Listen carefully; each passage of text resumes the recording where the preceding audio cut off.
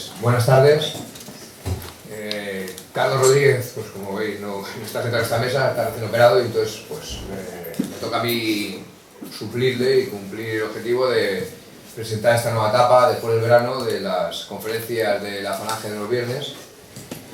Y hoy es un muy buen día para justamente haber sustituido a Carlos en esta mesa, porque creo que es, no por haber repetido esta conferencia en al menos dos ocasiones, algo parecido, ¿no?, en el formato en el que se va a desarrollar hoy, el tema no está tan candente o más que en este tiempo de atrás. De hecho, el tema de Siria sigue en plena actualidad. Estáis viendo el tablero de Oriente Medio, cómo se desenvuelven las cosas, cómo los opositores saudíes desaparecen troceados como si fuera picadillo, y cómo Estados Unidos pues, juega su papel junto a Israel pues, en la zona, fundamentalmente contra Siria y contra Irán también. A mi lado tengo, pues allí en el extremo izquierdo, tengo a Carlos Paz, y aquí justamente a mi lado a Moussem Bilal. Carlos, además de gran amigo de la Falange, viejo conocido hace mucho tiempo, es autor de diversos libros de relatos y de ensayos. Yo tengo en el recuerdo uno muy curioso, me acuerdo, el de Casi todo, de Casi nada, que es cuanto menos, como digo, bastante curioso. Es un articulista muy activo en las redes sociales y es un muy gran aficionado a los viajes, afición que comparto con él, y además también comparto con él esos viajes a sitios no muy recomendados por el discurso de lo políticamente correcto, que en Occidente, todos lo sabéis, dice dónde tenemos y dónde no tenemos que viajar. En nuestro caso, y en la vista está, en el caso de Carlos y en el mío, lo intenta, pero se ve que no lo consigue. Carlos Paz ha viajado, como digo, en numerosas ocasiones a Siria, y en la actualidad representa en España el Frente Europeo de Solidaridad precisamente con Siria. Hace no mucho escribió un libro muy recomendable, que presentó en estas mismas conferencias, arriba en el local de la Falange en la calle Silva, con entrevistas a personajes, está aquí encima de la mesa, y os recomiendo, si alguien no lo tiene, que lo compre porque es muy interesante. Con entrevistas, como digo, sobre el conflicto en Siria y sobre la agresión que estaba y que está sufriendo Siria. El título de ese libro era y es Siria, entrevistas para comprender un conflicto, donde pregunta a algunos también viejos conocidos de esta casa, como Gustavo Morales, Vicente Talón, Pedro Varela, Bruno Navarro o Fernando Paz. Pregunta pues por la opinión que tienen ellos, sus distintos puntos de vista, incluso políticos, sobre lo que está pasando allí. También participa Carlos Paz en este otro libro coordinado por Nico Roa, el Siria, la guerra interminable, que también se ha presentado en las jornadas de la Falange y que también considero imprescindible para entender de lo que vamos a hablar hoy. Y en el que colabora también nuestro buen amigo, en ese otro libro de Siria, la guerra interminable, Moussem Bilal, que es quien está sentado justamente aquí a mi izquierda y que va a participar junto con Carlos en esta especie de debate a dos sobre lo que en realidad está ahí sucediendo. Moussem Bilal es corresponsal de la agencia de noticias ANA, vinculado al Ministerio de Información sirio y por tanto al gobierno de Siria. En su doble condición de sirio y de periodista es un gran patriota, es un gran conversador y quienes no lo conozcáis hoy lo vais a comprobar, y además es un verdadero y querido enamorado de España. Siempre ha sido optimista sobre el resultado de la guerra contra el terror desatado en Irán, incluso en los peores momentos. Ahora la situación, la guerra prácticamente, lo va a intentar demostrar, está prácticamente terminada, pero cuando no estaba tan claro quién iba a vencer y quién no iba a vencer, él ya creía, y ya nos lo hacía saber así con el que no hablábamos, de que la guerra le iba a ganar el pueblo, el ejército y el gobierno sirio. Moussem ha intentado con los medios a su alcance, que no son los todopoderosos de los americanos ni de los judíos, el contrarrestar la información, o mejor dicho, la contrainformación que han dado los medios de comunicación occidentales en general sobre el conflicto y españoles en particular. Una información que, como comprenderéis, está manipulada, tergiversada y teledirigida contra el presidente sirio, contra el Estado sirio y contra el pueblo fundamentalmente sirio. Una información que ha beneficiado sobre todo a Turquía, como he dicho antes, a Arabia Saudí, a Estados Unidos y, por supuesto, a Israel. Todos ellos verdaderos artífices del terror creado en Siria por el llamado Estado Islámico o el Daesh.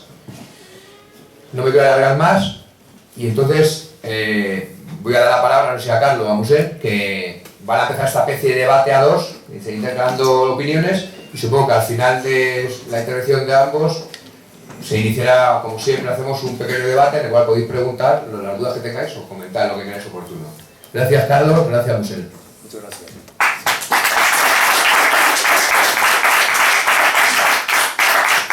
Pues gracias a todos ustedes por haberos acercado hasta aquí y gracias a los organizadores porque esta conferencia sea posible.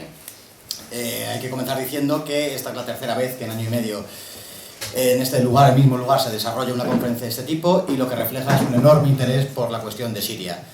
Hoy queremos hacer algo distinto a las dos anteriores veces que hemos estado aquí o que he estado aquí. Hemos creído conveniente que fuéramos los dos para hacerlo desde dos enfoques diferentes y que estos se complementen.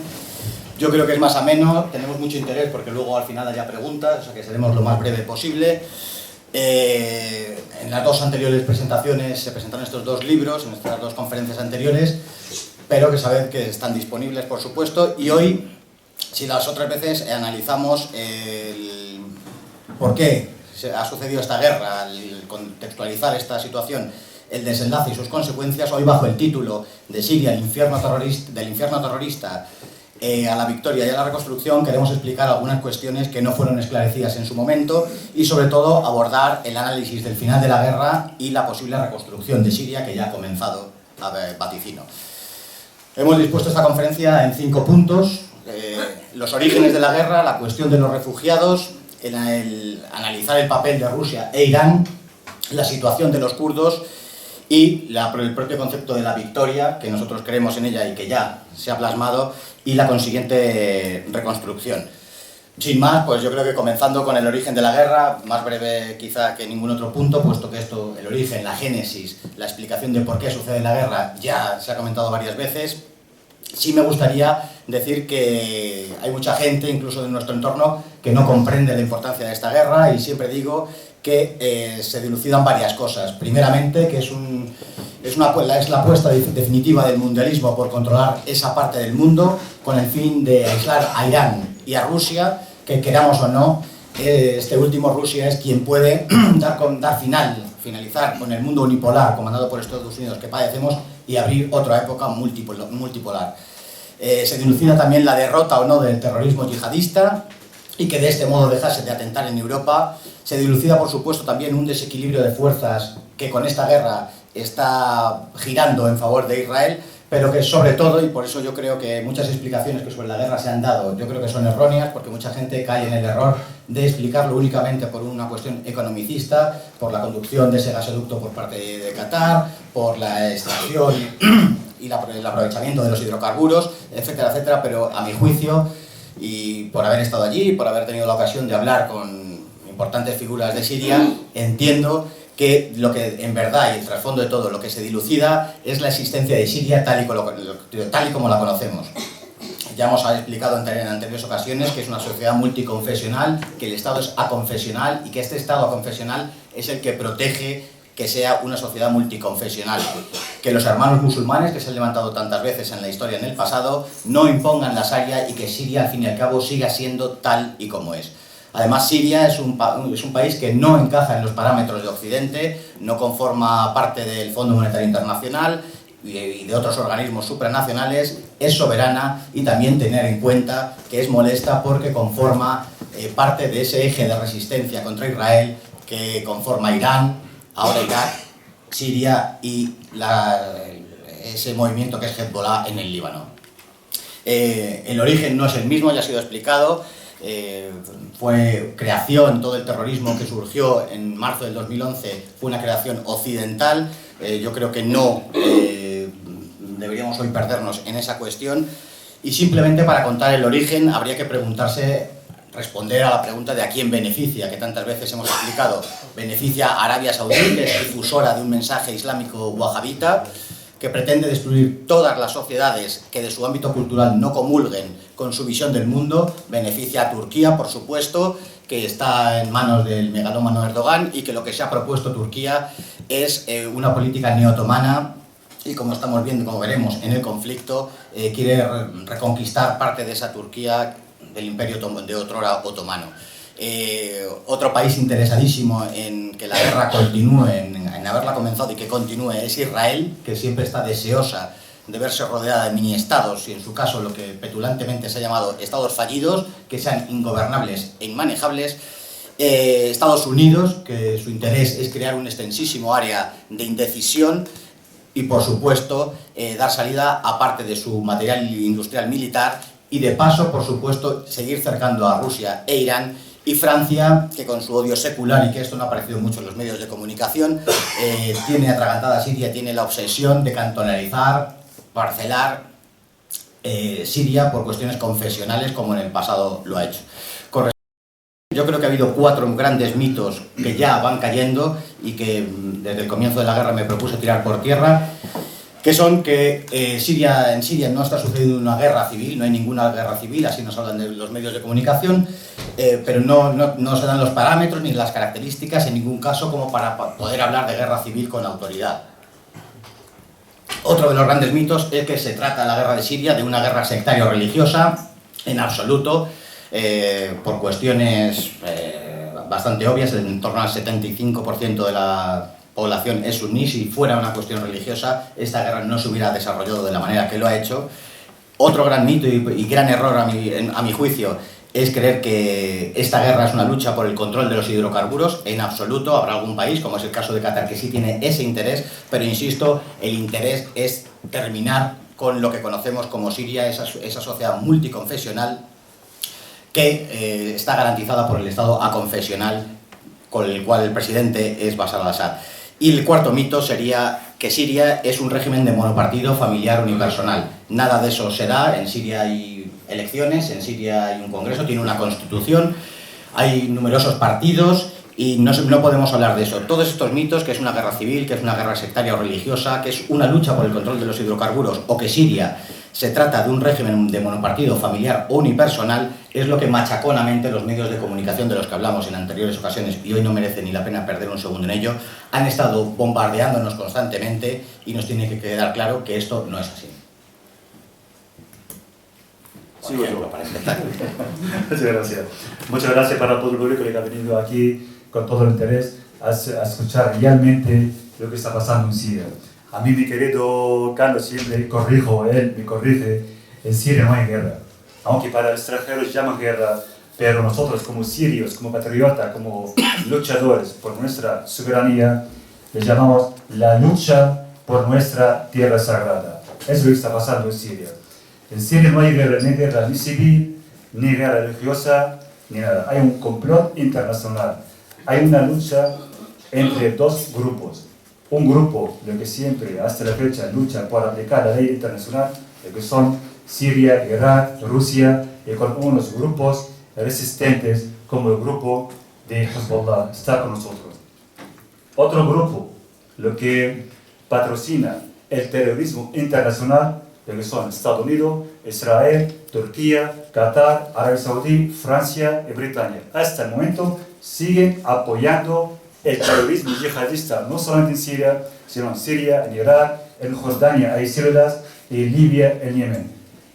Como sirio, he visto la guerra, he visto mucha sangre en Siria, he visto muchos niños muriendo en Siria, pero me da pena los niños que están muriendo cerca de España, cerca de Europa, pero que ahora están en Yemen. Es una gran vergüenza, perdóname ustedes, pero me da gran vergüenza que los mini políticos españoles, europeos, reciben los líderes de los mangutas bárbaros de Qatar, Arabia Saudí, poniendo la alfombra roja para ellos, pero ellos son asesinos. Como España y Europa recibe en su tierra unos asesinos, luego hablan de los derechos humanos o critican al gobierno sirio. Es una vergüenza que el gobierno español recibe 2 veces a los cascos blancos, lo que son terroristas, son aliados de Al-Qaeda, el Estado Islámico en Siria, mientras España ha cerrado la puerta frente a la voz oficial del pueblo árabe siria. Enseguida cerraron la embajada de España en Damasco y reduciendo la misión diplomática siria en España, mientras los terroristas entran y salen a España libremente, a lo mejor mensualmente. Lo que he visto de los refugiados no son refugiados, aunque me critican mucho, pero no son refugiados.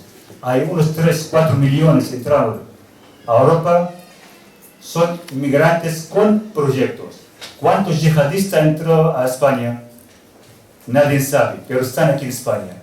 Nosotros en Siria sabemos que estamos luchando contra un enemigo visible, pero España no sabe que España va a luchar o va a combatir un enemigo invisible. Ahora él está en casa, pero nadie sabe dónde está, nadie sabe cuándo van a atentar contra el pueblo civil español. En Siria, repito, no hay guerra, hay un complot internacional, hay una continuación del convenio o el convenio de Sykes-Picot en 1916 para construir el nuevo Medio Oriente, de Hillary Clinton, de Condoleezza Rice, y con Obama, y con Bush, el padre y el hijo. Ellos querían justificar este proyecto. Mandaron a Al-Qaeda, mandaron al Estado Islámico, mandaron unos mercenarios, por lo menos entre 300 y 400 mil delincuentes, mercenarios, yihadistas, salvajes, vinieron por lo menos de 90 países, entre ellos Europa. Venían bajo pretextos falsos, libertades, democracia, el bienestar del pueblo sirio. Pero ellos vienen para aplicar un proyecto, lo más importante, o el capítulo más importante de este proyecto es proteger la seguridad nacional de Israel, proteger las bases militares en la zona del Golfo de los Golfos, en Qatar, en Turquía, en Arabia Saudí, en los Emiratos, en Yemen. Porque para estos bárbaros no le importa nada del pueblo sirio. Lo más importante para ellos es destruir el mapa sirio, destruir el país, destruir la cuna de la civilización entre musulmanes, cristianos y judíos. Lo más importante para ellos es dividir lo dividido, destruir frontera con Irak, con Turquía, con Líbano, con Jordania, y también construir lo que llama mini estados. En cada estado, en Irak o Siria o Líbano también, cada estado van a construir 4 o 5 mini estados dentro del estado madre. Lo que pasó en Irak, por ejemplo, es un ejemplo para todo el Mediterráneo o para toda la zona del Medio Oriente. Irak tiene estado musulmán sunita, un estado kurdo, un estado para lo que han quedado los cristianos. Había 2-3 millones, ahora como máximo hay 15.000 cristianos, y una zona chií. Querían hacer lo mismo en Siria. Por cierto, la zona kurda en Irak es una zona sionista más que una zona árabe, porque por lo menos hay 10.000 empresas sionistas está en la zona del norte de Irak. Quieren hacer lo mismo en el norte de Siria, pero este proyecto es para el fracaso, porque la unidad entre el pueblo sirio, el ejército sirio, el presidente Bashar al-Assad con sus aliados han fracasado este proyecto, y va a fracasar otros proyectos. Ojalá que España y Europa que puede aprender de la resistencia del pueblo árabe sirio.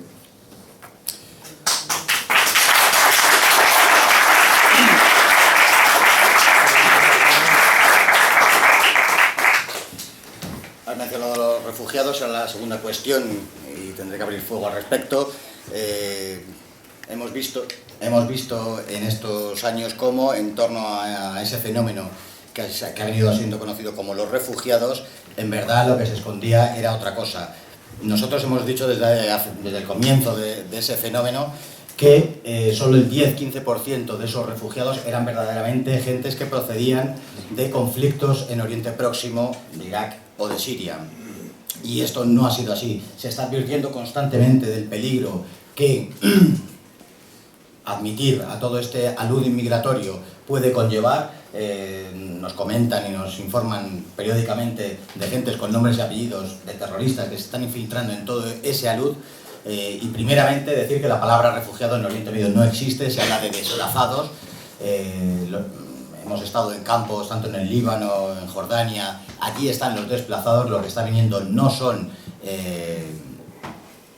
refugiados. La palabra refugiado tiene una connotación política peyorativo para con el Estado sirio, daría a entender que la gente huye por cuestiones políticas o de otra índole de Siria. Esto no sucede, en Siria nadie se va por cuestiones políticas, porque doy fe de que la libertad política es enteramente plena. Decía que hay una constitución, hay partidos políticos, hay elecciones, nadie huye por esas cuestiones.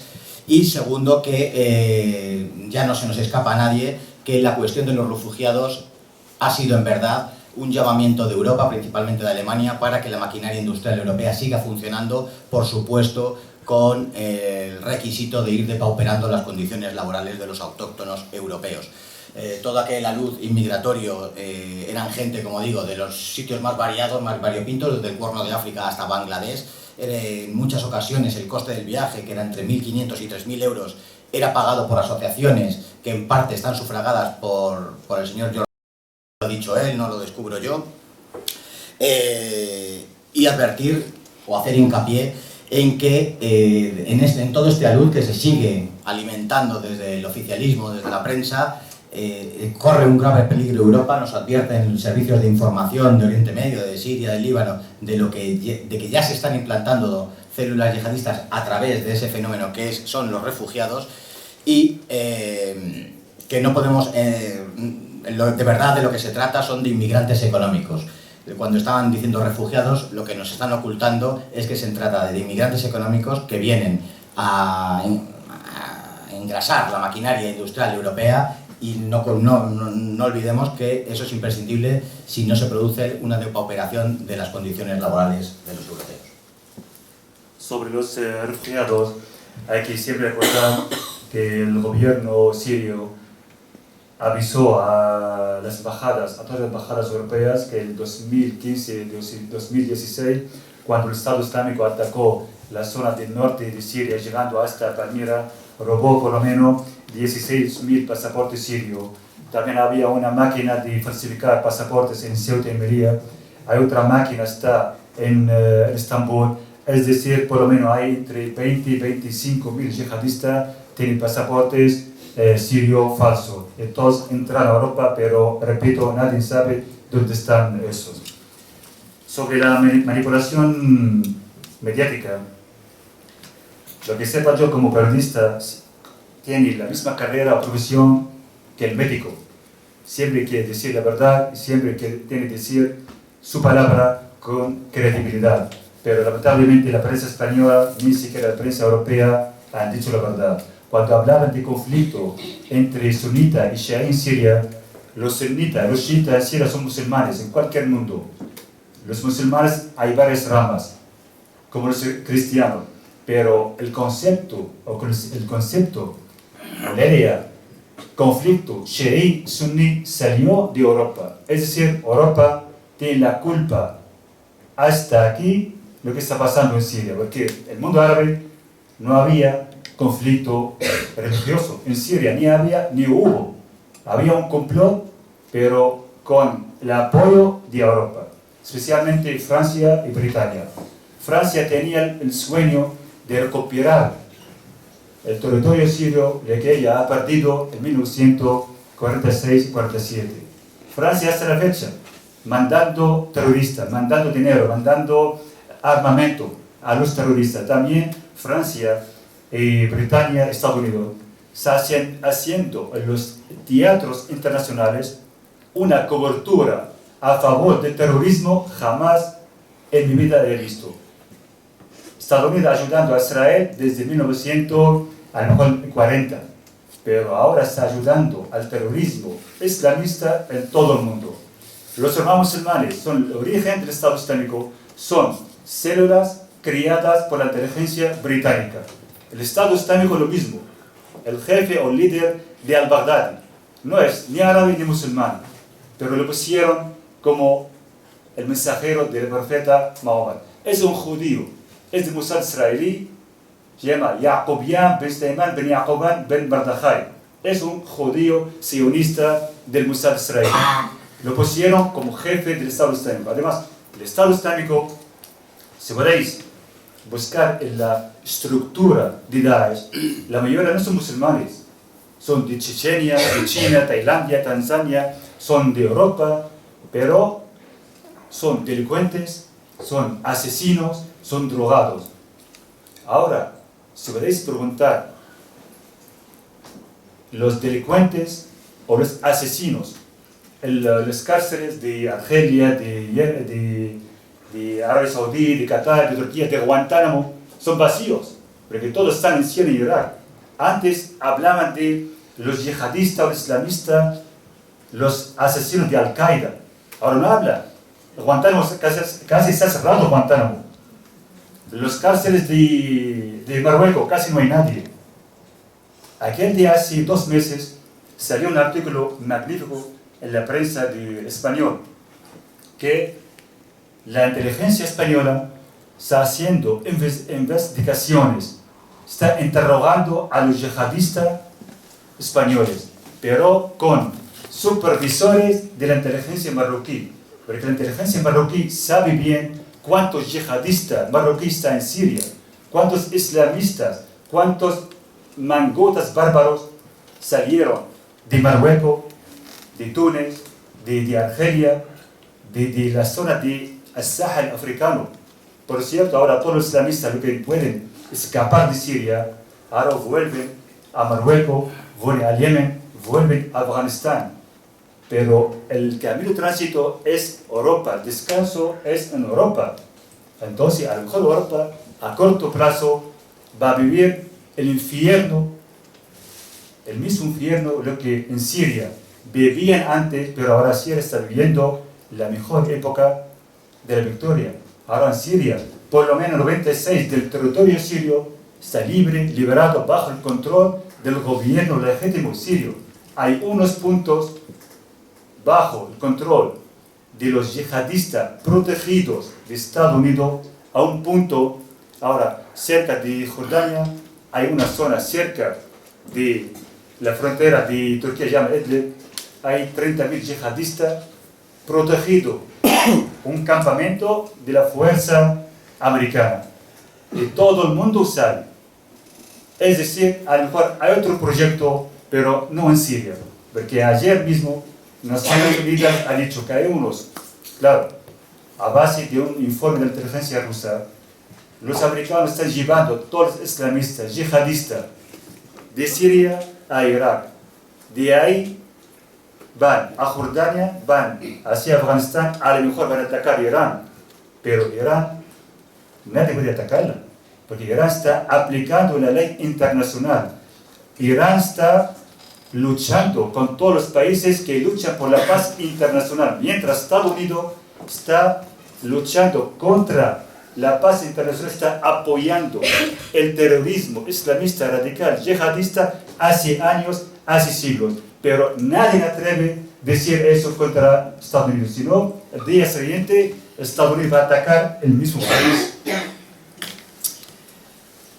La realidad en Siria es poliédrica, lo digo muchas veces, se quedan en el tintero un montón de cosas, no vamos a hablar de que en torno a esa riada humana que ha sido lo de los refugiados se han dado casos de robos de niños, y no 1 o 2, sino 10.000, se contabilizaban, el tráfico de órganos, etcétera, etcétera. Del Daesh ya nadie habla porque ya no existe, felizmente, hay una bolsa en el desierto enteramente, pero nos demuestra esto que el Daesh, que fue una creación occidental, era un ectoplasma que distorsionaba toda la realidad. Al fin y al cabo, cuando se ponía el foco en el Daesh, lo que se estaba consiguiendo era ensombrecer la realidad y la verdadera problemática de Siria. Pero donde lo has dejado, cojo el testigo y hay que hablar de Rusia e Irán, que hemos pensado que es un capítulo del que en otras ocasiones no hemos dado importancia o no le hemos dado la importancia que merece, y hoy sí era la ocasión propicia, ¿no? Con el caso de Rusia, para empezar, es el ejemplo palmario de la diferencia entre una intervención y una injerencia. Rusia interviene a petición del gobierno sirio, no así como todo Occidente, que su intervención en la guerra es una injerencia y por lo tanto ilegal y un atentado contra el derecho internacional. Los elementos, a mi juicio, de por qué interviene Rusia en la guerra de Siria Pues son muy claros.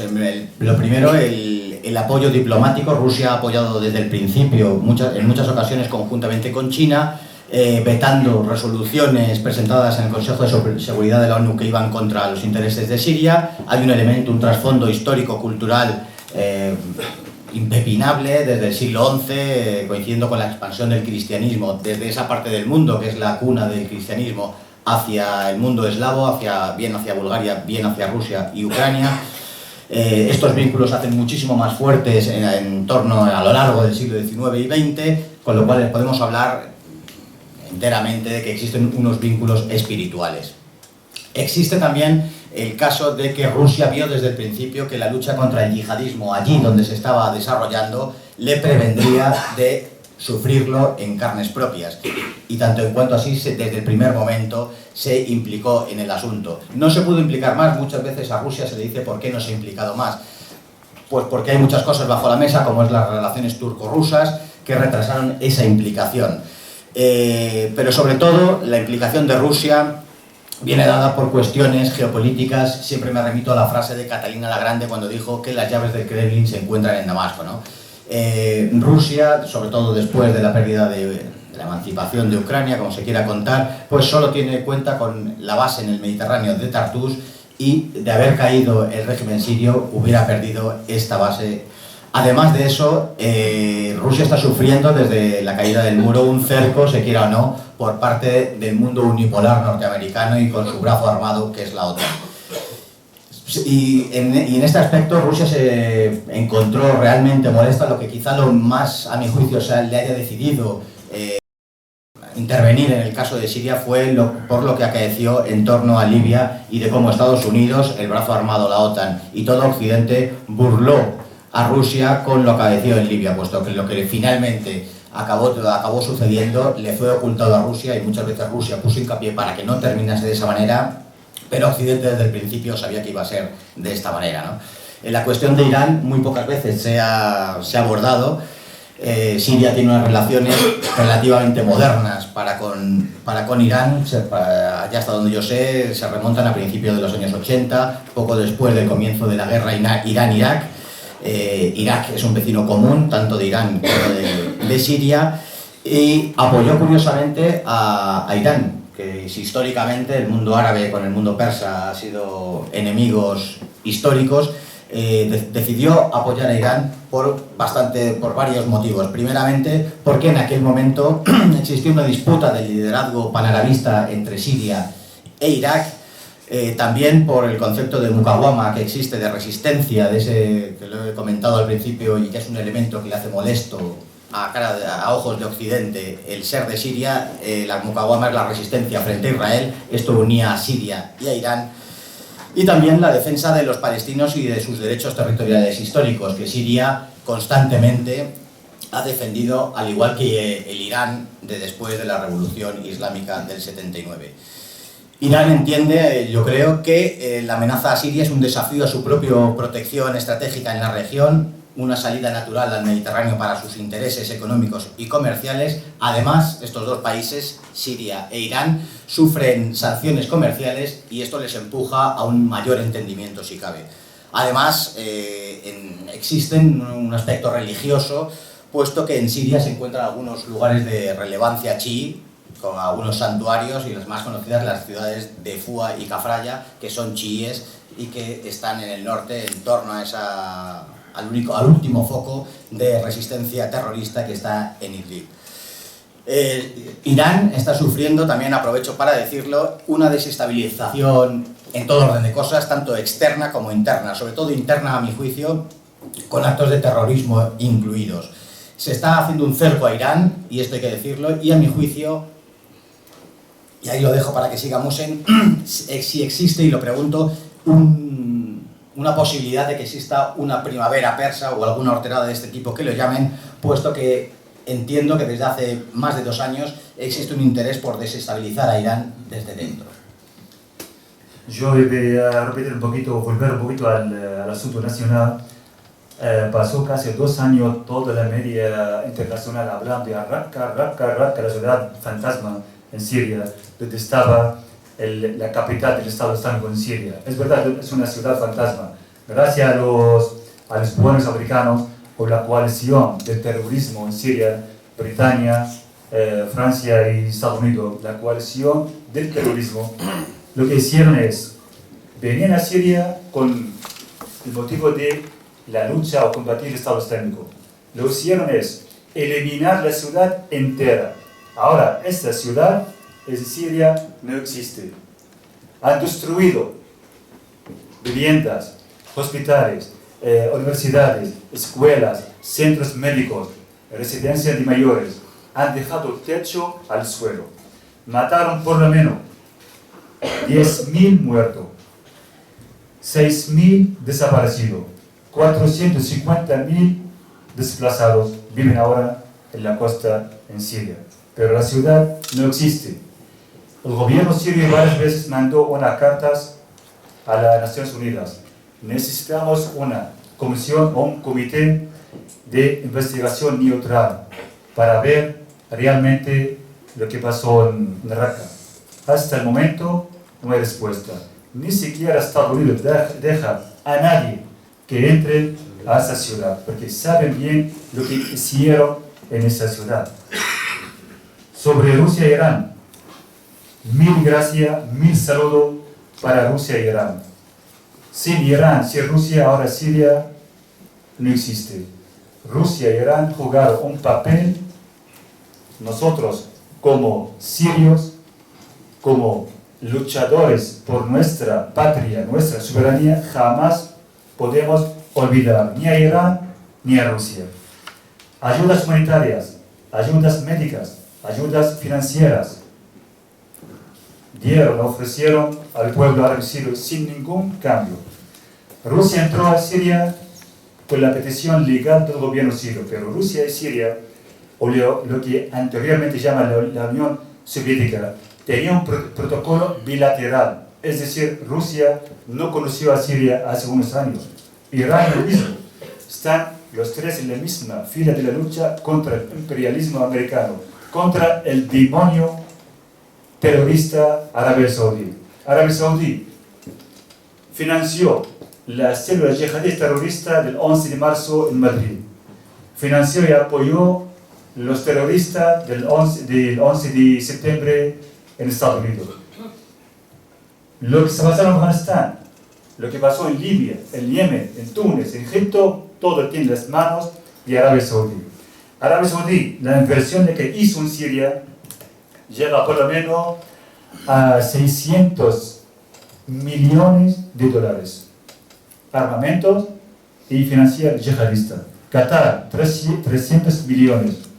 Londres, entre 300 y 500 millones de dólares. Estados Unidos, alrededor de 1.000 millones de dólares para apoyar el proyecto terrorista en Siria, para apoyar el proyecto, el complot de destruir la última roca en la zona del Medio Oriente contra un Estado sionista terrorista, se llama Israel. Todo el mundo, Estados Unidos, siempre habla en Naciones Unidas sobre la paz. Entonces, si vas a hablar de la paz, si no, la paz mundial, si no, no hablar. Entonces, ¿cómo Estados Unidos va a apoyar a un Estado sionista terrorista llamado Israel, le que están matando diariamente a los palestinos? Los palestinos de Franja de Gaza llevan casi 4 días sin combustible, sin pan, y nadie dice nada. Ni Naciones Unidas, ninguna ONG internacional. Lo que está pasando en Yemen es lo mismo.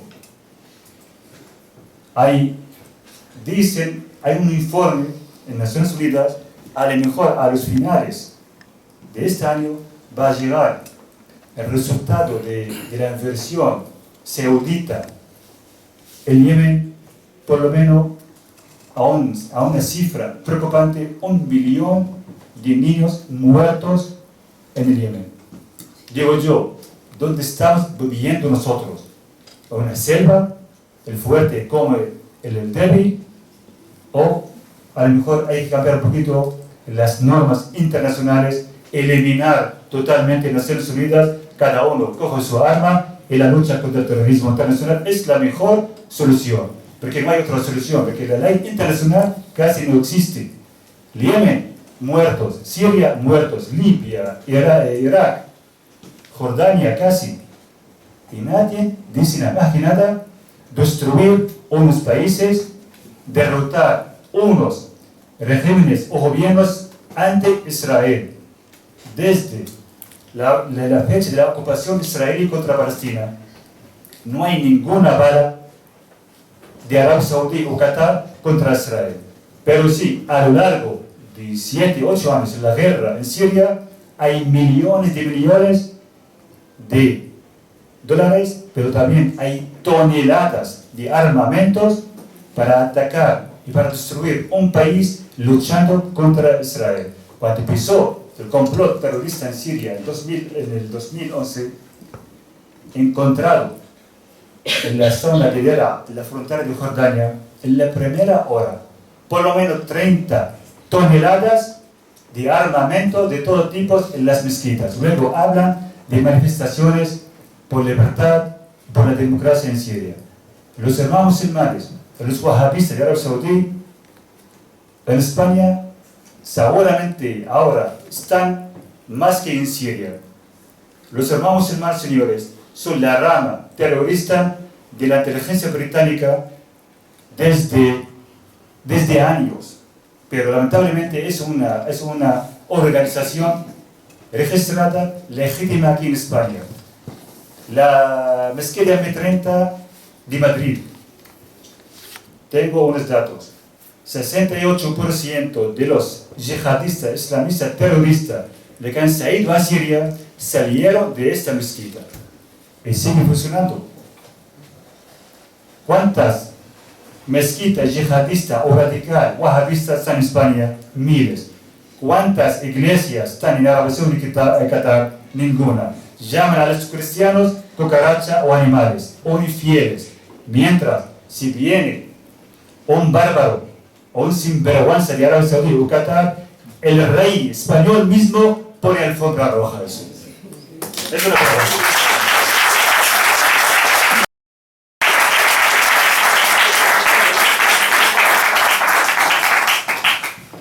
Esto nos lleva ya a los últimos dos puntos, puesto que, como anunciamos hace tiempo, la victoria ya existe.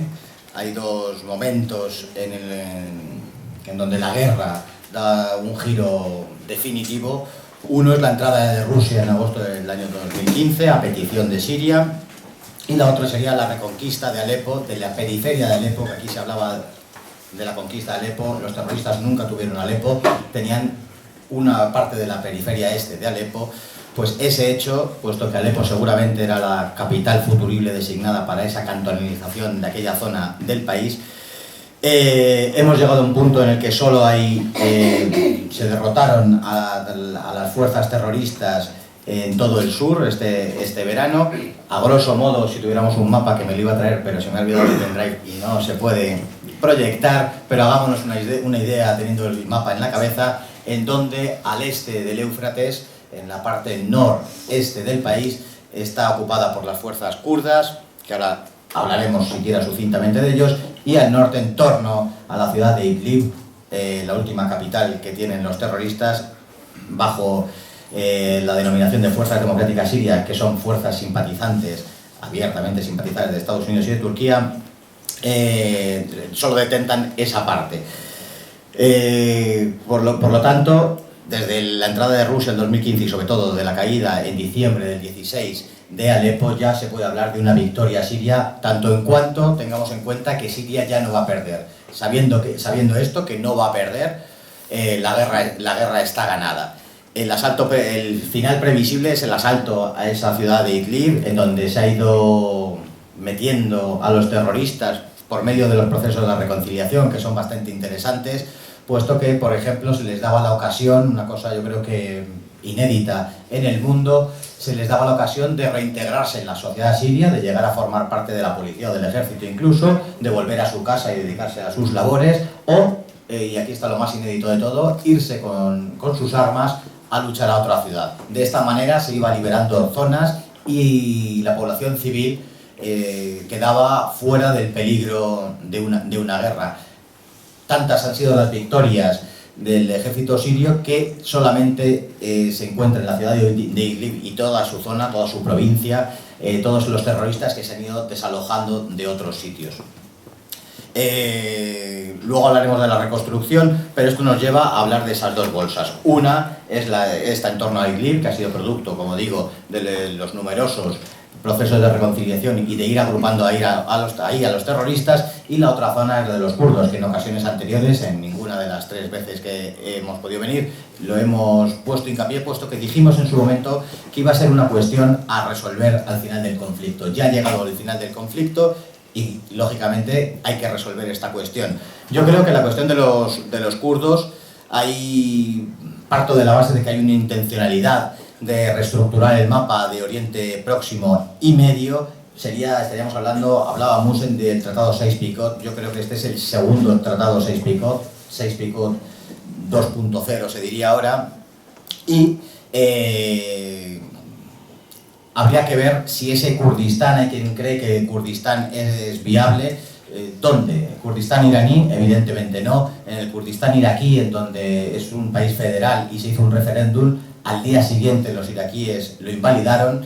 En la parte turca, es donde podemos hablar de que sí existe un problema kurdo efectivo, pero no se puede hablar así de la parte de lo que los kurdos llaman Rojava, que significa occidente. En el dialecto kurdo occidente, en la parte siria, no hay ninguna fuerza, ahora lo comentaré someramente, que quiera la independencia. Y esto lo hemos mantenido muchas veces y el tiempo nos quitará o nos dará la razón. Hay una desunión entre las fuerzas kurdas y allá, hasta donde yo sé, se podría catalogar en 3 principales grupos. Ninguno quiere la independencia y sí alguno la autonomía u otra solución.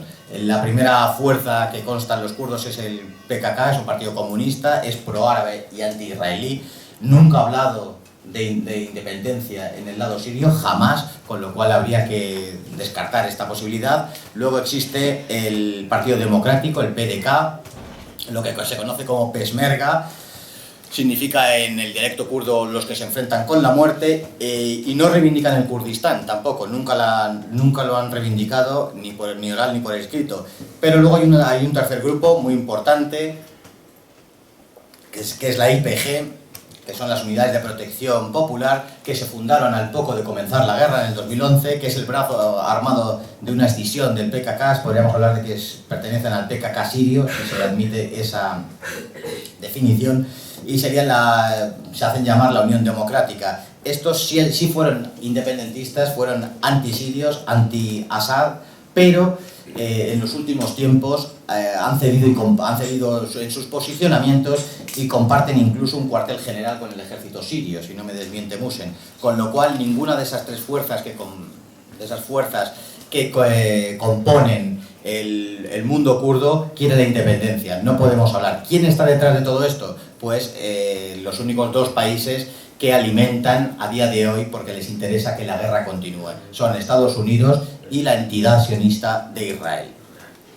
Estamos hablando que todas esas fuerzas, allá hasta donde yo sé, son 40-50.000 combatientes, son fuerzas para tener en cuenta, pero con el tiempo, y ya ha habido reuniones, y me consta que ha sido así, tendrán que llegar a un entendimiento, y el final, como siempre he mantenido, me puedo equivocar lógicamente, va a ser que tengan un estatus autonómico, que se reconozca su lengua, que puedan organizarse como mejor tengan a bien, pero con la bandera siria, porque además hubo una declaración. Para mí, por 2 motivos, nunca se va a admitir la independencia de esta parte de Siria. Primero, porque una de las intencionalidades del origen de la guerra era la cantonalización, la parcelar y dividir Siria. Si esto se admite, si se admitiese que al menos una parte, como fuera el este del Éufrates, se independizara, los que originaron la guerra habrían ganado. Y fue muy elocuente al respecto una declaración conjunta de Putin, el presidente de Rusia, de Bashar al-Assad, el presidente legítimo de Siria, y de Hassan Nasrallah, el representante de Hezbollah del Líbano, donde dijeron textualmente que la integridad de la totalidad del territorio sirio, reconocido por la ONU, no es ni será nunca objeto de negociación alguna. Así que, a mi juicio, el futuro con la victoria ya llegada en Siria no es otra que el diálogo y como mucho la autonomía de Damasco, pero no la independencia. Quiero continuar el texto. El futuro de Siria, solamente el que tiene el derecho de elegir el futuro de Siria es el pueblo árabe sirio, no Estados Unidos, ni Israel, ni Europa. Sobre el asunto de los kurdos, me preguntan mucho sobre los kurdos. Los kurdos, desde 1926, escaparon de las matanzas, del cuchillo y la espada de los barros otomanos y entraron a Siria. Lo que sobrevivieron, vinieron a Siria. Había unos miles. Entraron a Siria, al territorio sirio, pero no entraron como refugiados como ahora entran a Europa. Entraron como familias dentro de las familias sirias. Entraron a Siria con una autonomía. El pueblo árabe sirio, el gobierno sirio, dio la autonomía para estos kurdos. Obviamente, dio el gobierno sirio, el gobierno de Bashar al-Assad, la nacionalidad para por lo menos 200.000 kurdos. Los kurdos son muchas ramas, muchos grupos. Unos pertenecen a una agenda americana, eso no la queremos en nuestra tierra. Unos pertenecen a una agenda turca, tampoco lo queremos. Lo que queremos nosotros, los kurdos que quieren luchar con nosotros por Siria. Terminamos con el Estado Islámico, luego vamos a hablar con los kurdos. Hay dos opciones. Si no, dejar las armas y venir con nosotros a vivir como antes. Si no, vamos a luchar contra ellos. Eso es lo que quiere Estados Unidos y lo que quiere Turquía misma. Turquía entró casi 15 kilómetros el territorio sirio, robando casas, robando iglesias, robando sitios históricos. Lo está vendiendo en el corazón de Europa, pero nadie habla de eso. Ahora la prensa española, la prensa europea no habla nada. Ahora lo más importante para ellos, lo que pasó en Turquía, el asesinato del periodista saudí en Turquía. Por cierto, lo que hicieron estos matones saudíes en Estambul, para nosotros los sirios, algo muy normal, porque ya hemos visto cómo hicieron en Siria. En Siria venía un yihadista saudí o catarí o chechenio, violaba a una niña de 6 años en nombre de Allah, luego le quemaba viva.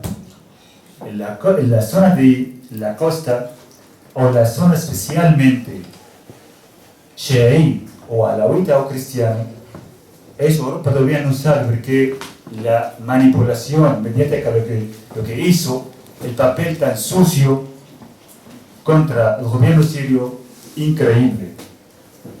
Violaban niñas de años, violaban a las madres ante los ojos del padre.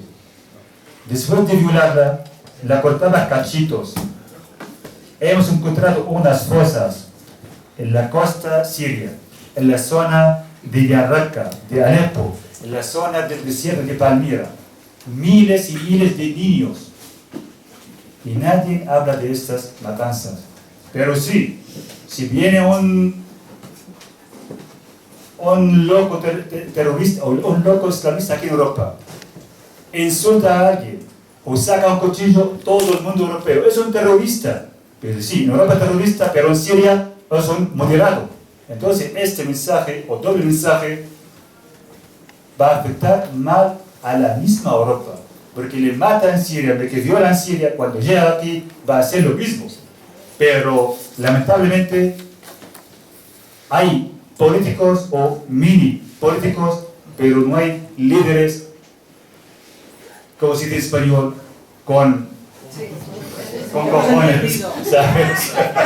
Cosas en español así, para hablar o para decir a Estados Unidos no, porque si ahora dice no a Estados Unidos, desaparece esta persona o este político.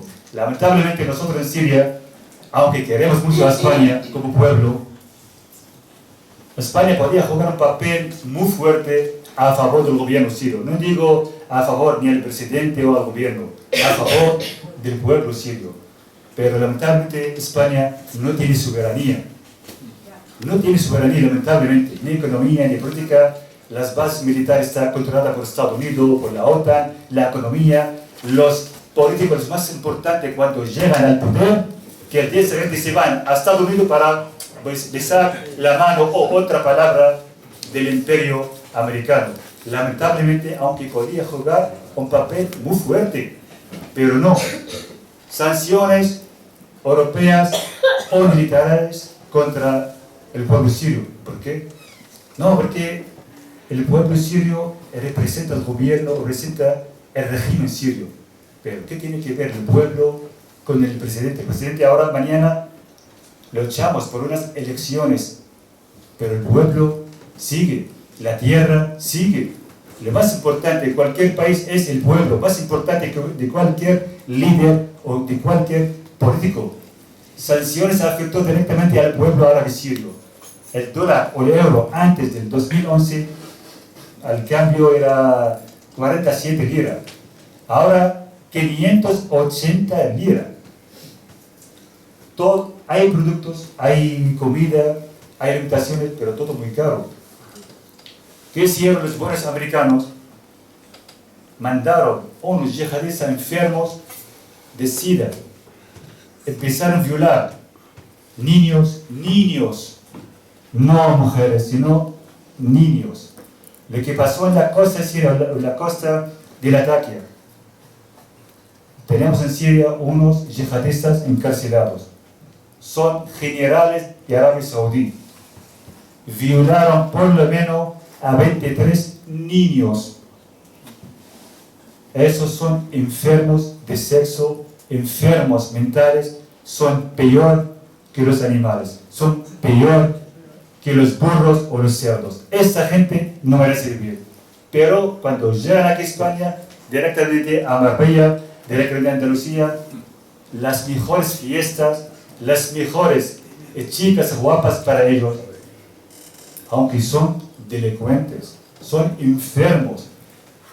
Llevaron a Siria o a la sociedad siria las ideas más sucias en Arabia Saudí y Qatar.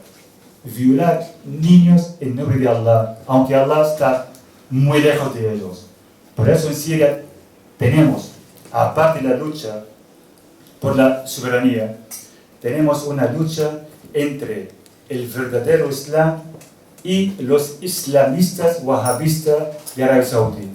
Lo que tienen aquí cientos de mezquitas de imanes enfermos aquí en España.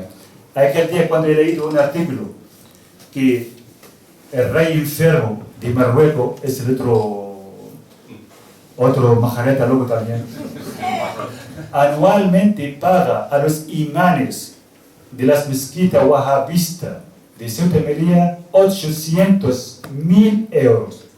Y su pueblo está muriendo del hambre. La mayoría de los inmigrantes que vienen aquí son la zona de Marruecos, de Sahara y eso. 800.000 euros está pagando para los imanes wahabistas, es decir, los dirigentes del terrorismo yihadista en el futuro de España. ¿Dónde está el gobierno? ¿Dónde están los políticos que hablan mucho por los valores españoles? Entonces, si soy político, no puedo defender mi pueblo, pues dejo mi sitio o voy a Estocolmo mejor. Y que venga un líder como el presidente Bashar al-Assad o de Rusia e Irán a proteger a España, sería mejor. ¿Qué os parece?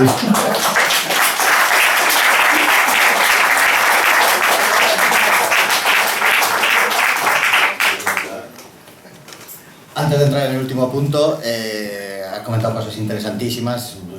Insisto que es una cuestión poliédrica, hay muchísimas cosas, podríamos estar horas.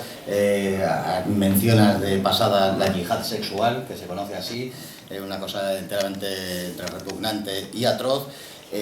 Incidir en que los chiíes, los alawíes y los cristianos somos los enemigos del yihadismo, y que ellos, además de los cristianos, que incluso ha habido una conferencia al respecto cuando vino el arzobispo Mati, no conocemos lo que están sufriendo los chiíes y los alawíes.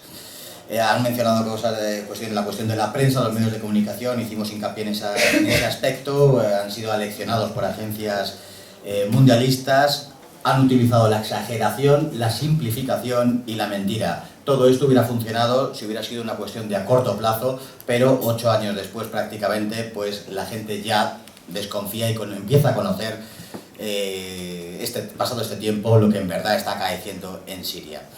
La victoria se ha producido, y si se ha producido habrá que hablar de vencedores, Musen. ¿Y quién ha sido el vencedor? Pues Siria, la primera, que va a salir fortalecida, muy fortalecida, económicamente no, pero ya no solamente espiritualmente, sino como pueblo, en torno a su presidente, ha salido enormemente fortalecida y es la gran vencedora. Rusia, evidentemente, es una de las grandes vencedoras, y no olvidemos, y es la segunda vez que lo menciono en la noche de hoy, ese movimiento que me parece bastante interesante, que es Hezbollah. Estos son los vencedores y son los que han luchado contra el terrorismo, porque la desvergüenza de Estados Unidos e Israel llega al punto de haber creado ese horror terrorista y ahora intentarse apuntar el tanto de haber sido ellos los que han luchado contra el terrorismo. Los únicos que han luchado contra el terrorismo es Siria, Rusia y Hezbollah. A raíz de esta guerra, lo he dicho siempre y lo mantengo, hay algo positivo detrás no hay nada enteramente el 100% malo, tiene cosas positivas, y una de esas cosas positivas es que en torno al calor de esta guerra se ha abierto una trinchera entre el mundialismo, los que defienden el mundialismo y los que defendemos la identidad, los que estamos contra el globalismo, y que gracias a esta guerra se puede abrir, lo he dicho siempre, la opción de terminar con el mundo unipolar impuesto por Estados Unidos y que empiece una nueva era. Con respecto a la reconstrucción, así es el título de esta conferencia, del infierno terrorista a la victoria y la reconstrucción, tú podrás hablar mucho más, evidentemente, por varias cuestiones, pero sí decir, por ejemplo, que en España, y es lógico hasta cierto punto por ese poder que tiene la prensa y esa imagen intencionada que ha dado la prensa, da miedo, la gente cree que es un país en guerra, y decir solamente que el 90% del territorio sirio hay una paz enteramente completa. En enero de este año fue invitado Siria a Fitur, a la Feria Internacional del Turismo, y esto no sería así si fuera mentira lo que estoy contando, que el 90% del territorio de Siria existe la paz y que es una ocasión única para la reconstrucción, para la inversión, que ya nos dirás quién va a invertir, supongo que los amigos de Siria, lógicamente, y España. España tiene una labor enteramente miserable en este conflicto, se ha implicado de una manera que ni le iba ni le venía. Me consta, porque lo dicen constantemente, que España tenía una imagen muy buena, además hay un cariño para con España que siempre que pueden te lo manifiestan, y España ha perdido el tren de las inversiones y la poca imagen que tenía en esa zona. Con lo cual, pero quisiera que fueras tú, porque además representas a la Cámara de Comercio y otras instancias sirias, que ha llegado el momento de la reconstrucción en Siria. España no solamente perdió el tren de la reconstrucción en Siria, sino también en Irak. Cuando España participó con los mongolios, terroristas americanos en Irak, España tenía el pensamiento que va a tener el cachito más grande de la tarta económica en Irak. Luego creo que construyó un pelo, o menos de un pelo. España podía, creo que tenía otra oportunidad, como los sirios muy generosos, tenía otra oportunidad de conseguir el tren de la reconstrucción en Siria. Aunque España no presentó ningún punto positivo en Siria hasta la fecha, los países que van a participar o que añaden en el mapa de la reconstrucción de Siria, ya sabemos que son los países que participaron desde el principio con el pueblo árabe sirio en su lucha: Irán, Rusia, Líbano, Irak, unos países latinos, unos países europeos, 5 o 6. Por cierto, hace 2 semanas la Cámara de Comercio de Italia estaba en Siria para abrir otra vez las puertas de las ventanas. No sé, los empresarios españoles están esperando, aunque siempre dicen que hay crisis, pero hay mercados abiertos. Si tenéis miedo del mercado jordano o el mercado de Argelia o Marruecos, ya tenéis en Siria, pero cada uno está esperando el otro. Pero el que va, el primero, va a conseguir toda la tarta europea. El capital, muy cobarde, pero lo que he visto yo que los empresarios españoles más cobarde que el capital. La página oficial del Ministerio de Asuntos Exteriores asusta a la gente. Asusta a la gente. Pero es mentira. Ahora estoy seguro, si viene ese payaso Trump y dice a los españoles, vamos a Siria, todo el mundo vamos a Siria. Pero todos ahora están esperando que dice el jefe Trump. Es el payaso Trump, es un empresario, está buscando su propio interés en Arabia Saudí, en Siria, en Qatar, en otro planeta. No le importa nada los valores, porque él no tiene valores. Cuando se ha ido a Arabia Saudí, él decía, voy para ver mi vaca saudí. Traído por lo menos entre 2.000 y 3.000 millones de dólares. Solamente su hija, de la cara guapetona que tiene ella, es una peor que su padre, solamente ella, por 2 noches, ha traído por lo menos 300 millones de dólares. Entre joyas, y yates, y regalitos, entre ropa interior suya, vendió para unos príncipes ahí. Por cierto, damas, perdonadme, la braga de hija de Trump hicieron subasta 80 millones de dólares. La braga de la hija de Trump. Es una gran vergüenza para los príncipes de que hablan del Corán y del Islam y la mujer. Vino una, es una de las, de que ellos, esos enfermos, lo que piden por un catálogo. Quiero una rubia, su altura tal, el tacón tal, por unas agencias. Por cierto, cuando vienen aquí a España o a Marbella, hay unas agencias de aquí de turismo o imágenes, mandan a estos enfermos unos catálogos de unas chicas universitarias españolas y cada una cuesta tanto. Luego hablan estos enfermos de libertades del pueblo sirio, de libertad del pueblo yemení, aunque ellos más sucios de la basura.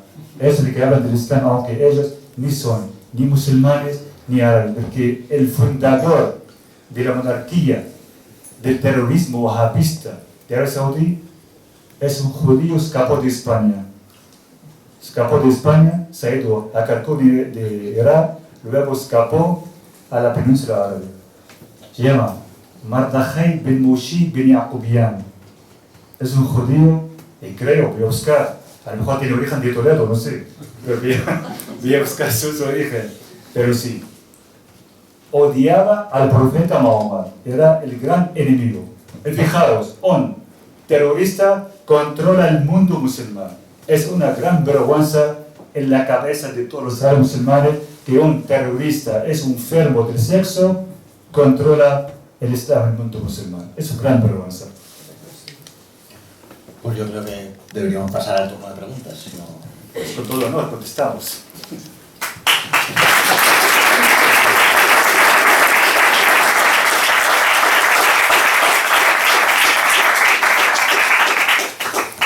A ver, ¿quién empieza?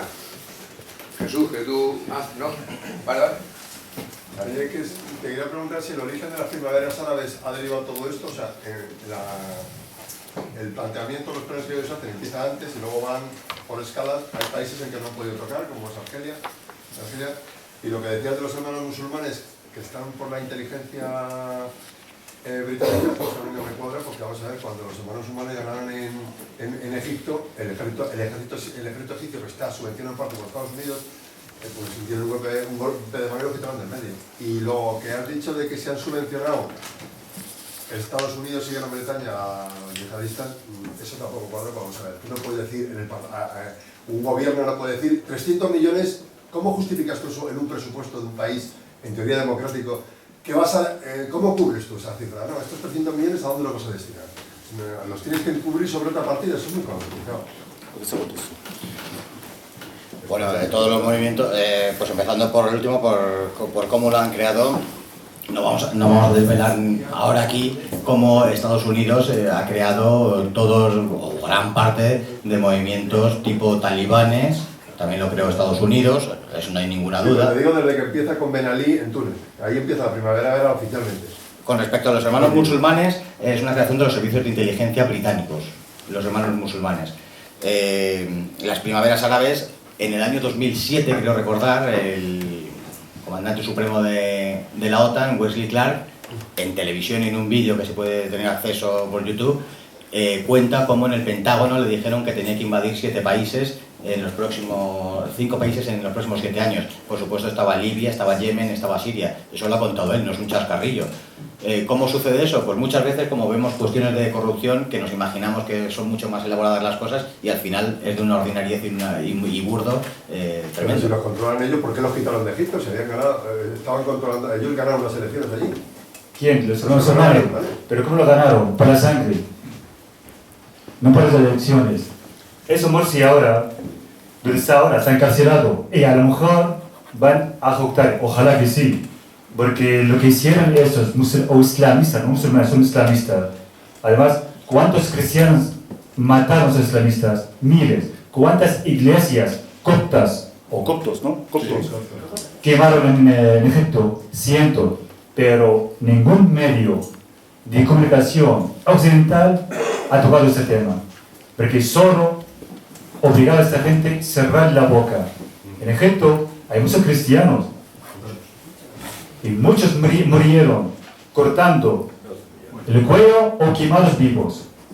Los cristianos en Egipto que decían, necesitamos la ayuda del presidente Bashar al-Assad para protegernos. Los cristianos en Jordania, los cristianos en Líbano, en Irak, siempre decían, nosotros estamos bajo de la protección del presidente Bashar al-Assad.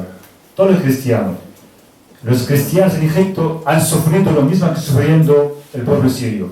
Violaciones, violencia, secuestros, gente quemada viva dentro de las iglesias. Y nadie decía nada. Pero los islamistas llegaron al poder por la sangre.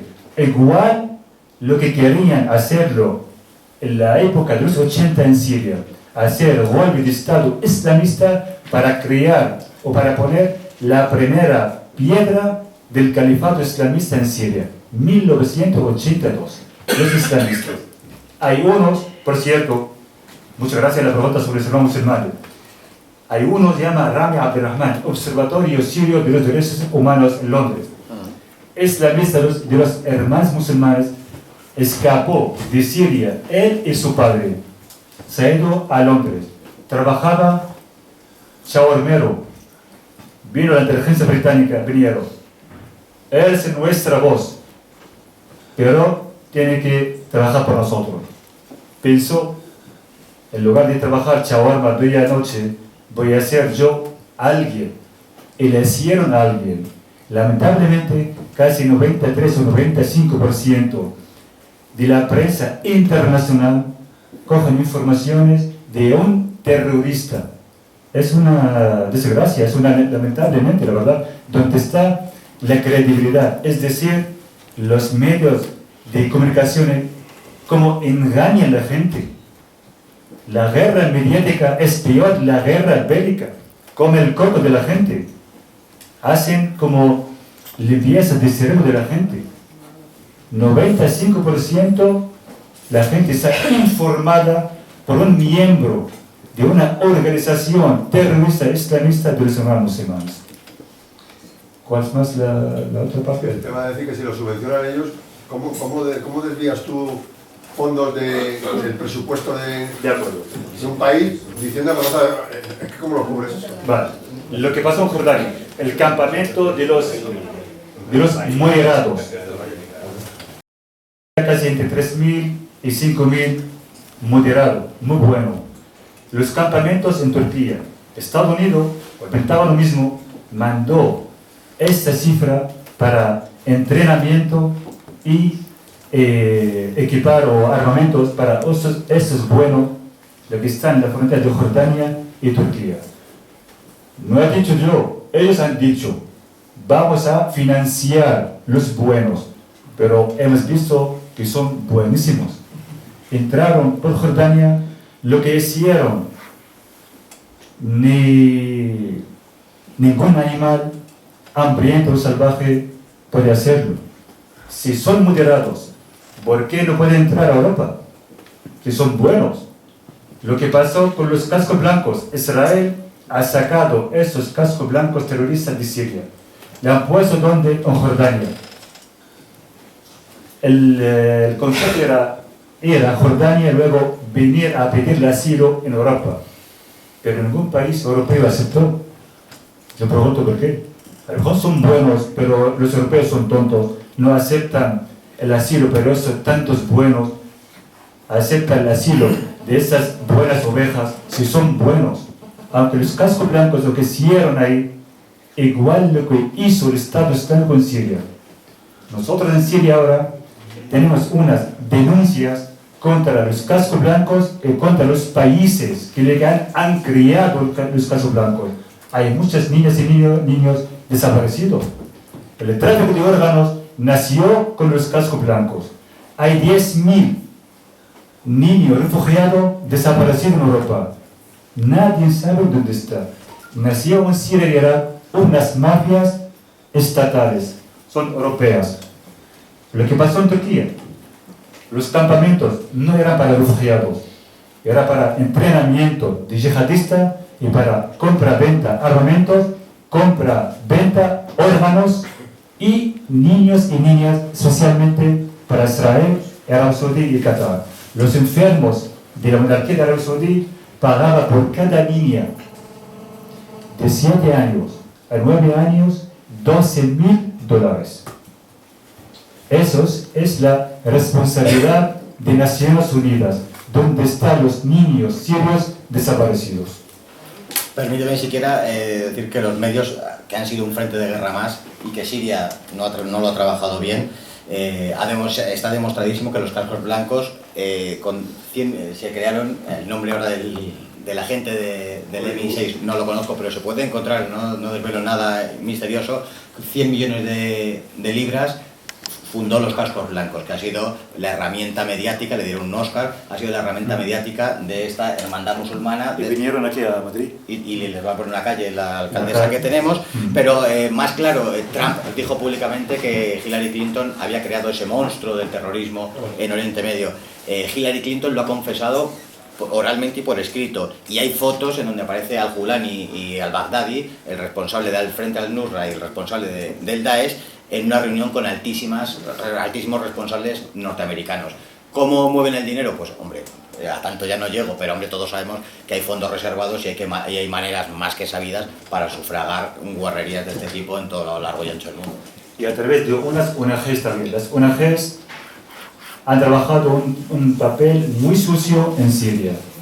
ONGs iban a Jordania o a Siria o Irak o la frontera con Turquía como organizaciones humanitarias. Son organizaciones terroristas. Matar niños, sacar lo que necesitan. Por cierto, estas ONGs tenían los mejores equipos médicos. Sacar o matar niños, lo que por ejemplo traen un niño. Si este niño no le sirve para nada, lo matan. Si sirve un órgano, una mano o un ojo de este niño, lo sacan, luego cargan al niño a la fosa, si no, lo queman. ¿Alguien más? No, primero algún pequeño apunte. Siria es el único país del mundo en que se podía oír misa en el idioma de Jesús, el arameo. Ahora no lo sé cómo estará. Sigue, si nadie madura, sigue. En segundo lugar, el dirigente Bashar el-Assad y su esposa son de formación occidental, perfectamente. En tercer lugar, los cascos blancos, eso puede ser perfectamente un montaje de Hollywood, porque tiene toda la pinta de Hollywood, hecho en Jordania o en Irak o en cualquier otro país del mundo. En cuanto a España, todos sabemos que el gobierno actual español y seguramente el anterior, bueno, con seguridad el anterior, no van a hacer nada. Porque ahora mismo acaban de asesinar al periodista y todavía no han dicho nada. Todavía no han dicho nada, ya hace 15 días, me parece. Y luego quería una última pregunta. ¿Es posible que los misiles facilitados últimamente por Rusia, los S-300, puedan parar los ataques aéreos israelíes? Pues pueden. Además, hay unos misiles sirios fabricados en Siria, pueden atacar a Tel Aviv misma. Pero en Siria no queremos más sangre civil, ni en Israel, ni en Siria, ni en España, en ningún sitio. Para que sepa el mundo que el pueblo sirio no quiere atacar, ni ha querido atacar a Siria, sino está defendiendo de sus valores, de su soberanía. Pero Siria tiene armamento, puede eliminar a Israel, pero no va a hacerlo. No va a hacerlo ni ahora ni más tarde, porque los principios del gobierno sirio y del pueblo sirio mismo no va a dejarlo hacerlo. Pero sí, tenemos el derecho de defendernos, de defender nuestra soberanía, pero atacar a un país jamás, ni siquiera lo hemos hecho. Y los alas del Golán podemos recuperarlo por el medio bélico, pero no, lo dejamos por el diálogo y a través de Naciones Unidas, aunque casi no existe, pero vamos a seguir con el diálogo internacional hasta recuperemos los alas del Golán ocupados por Israel. ¿Más? ¿Otro valiente? ¿Cabe la posibilidad de que hacer una especie de contrapeso con respecto a la OTAN por parte de llegar a un acuerdo de crear una organización militar internacional desde con Rusia, Irán, Siria y todos los países que todavía quedan libres y no son gobiernos títeres del mundialismo norteamericano? Y luego un deseo, que Europa se libere verdaderamente de la ocupación yanqui. Ojalá. Ojalá es un deseo, pues ese deseo hay que mandarle al rey.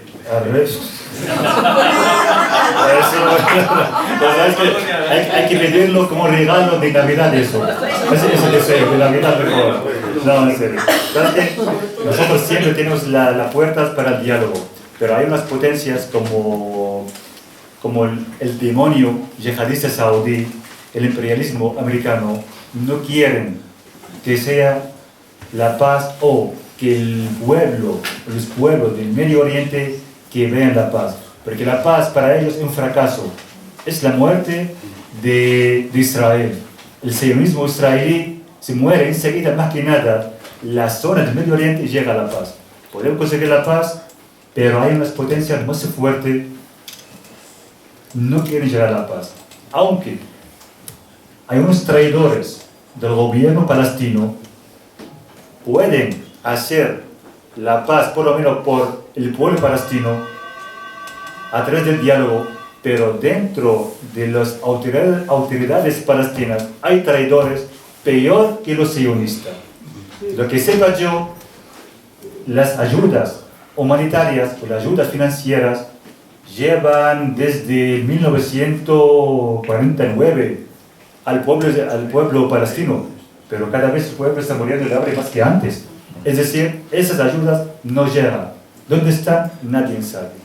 Pero sí, si hay una decisión o si hay una voluntad internacional que llegue la paz a la zona Medio Oriente o la zona de Israel, el pueblo palestino pueden, pero no quieren, porque la paz significa el fracaso americano, significa la crisis económica en el corazón de Estados Unidos, porque Estados Unidos sin terrorismo, sin guerras, sin venta de armamentos, es un fracaso, es una crisis económica.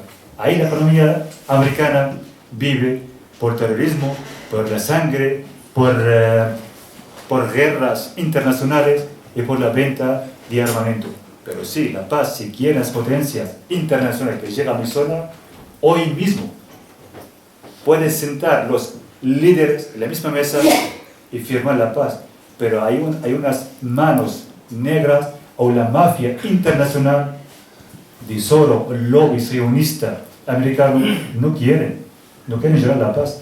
Pero nosotros como sirios vamos a seguir luchando hasta que limpiemos nuestro de cualquier bárbaro, terrorista, sucio, ilegal que entró a Siria. Porque al final, el territorio sirio solamente para los luchadores sirios.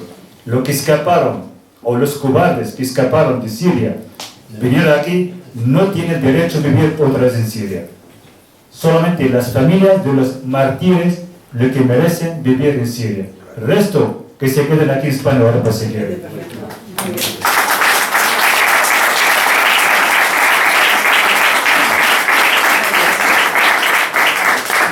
Bueno, pues yo creo que si no hay ninguna otra pregunta, y antes de despedir a Carlos y a Musel, os recuerdo que aquí han traído un puñado de libros, uno titulado Siria, entrevistas para comprender un conflicto, es este, que lo coordinó Carlos Paz precisamente, y luego otro en el que interviene y también Musel, el de Siria, la guerra interminable, que escribió, coordinó Nico Roa en este caso, que están aquí, yo creo que son bastante interesantes para entender lo que hoy se ha hablado, y ellos se los pueden dedicar además. La semana que viene a las 8 hay una conferencia, me parece que tenías por ahí el libro... Nazis en España. Tenías el libro por ahí, me parece, ¿no, Fernando? Sí. Sobre... A ver. Bueno, Nazis en España, la quinta columna de Hitler. Javier Mas. Lo había oído, pero no lo sabe. Bueno, pues a las 8 de la tarde, la semana que viene, Nazis en España, la quinta columna de Hitler. Javier Mas y... Son de los de Enrique de Uribe. No, actas, en Valiente. Vale. Pues a las 8 de la tarde la semana que viene. Bueno, pues vamos a dar un aplauso a Carlos y a Musel.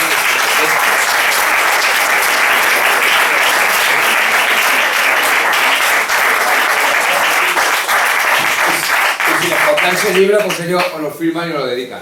Gracias.